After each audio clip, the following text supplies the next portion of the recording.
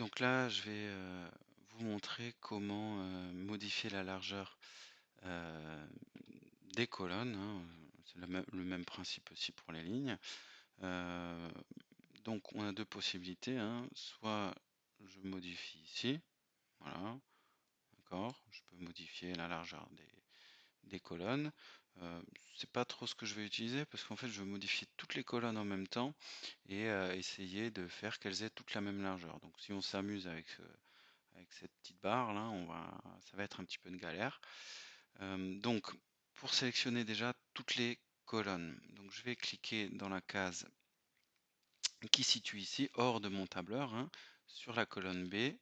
Voilà, je sélectionne toutes mes colonnes. Donc là je vois bien que mes colonnes sont sélectionnées puisque si je descends, hein, tout est sélectionné, hein, vraiment ça descend jusqu'où on veut. Donc là j'ai bien sélectionné toutes mes colonnes. Je fais un petit clic droit, voilà, au niveau des colonnes. Et là j'obtiens, voilà, hein, j'ai plusieurs options, je peux insérer des colonnes, etc., etc. Et j'ai deux possibilités, la largeur de colonne ou la largeur optimale. Donc largeur de colonne, ça veut dire quoi? Ça veut dire qu'ici c'est moi qui choisis ma largeur de colonne, hein. Je peux mettre par exemple, alors je vais faire exprès, je vais les agrandir, je vais mettre 5. Voilà, et là elles sont énormes. Mais c'est pas ce que je veux parce qu'en fait mes colonnes, elles ne vont que accueillir en dessous du texte des nombres.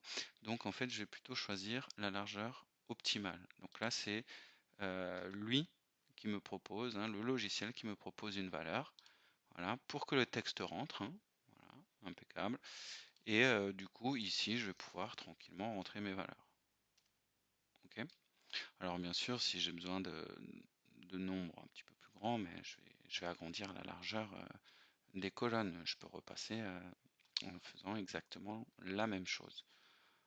Voilà, donc comment on peut faire pour modifier la largeur de plusieurs colonnes en même temps. Alors là, je m'aperçois un petit peu que là, c'est un petit peu serré. Donc, je vais plutôt modifier en fait ma première ligne. Donc là, je le fais, voilà. Ou alors, je peux aussi choisir la hauteur optimale. Et là, il le case pile vraiment au bord du bord. Voilà. Moi, j'aime pas trop ça.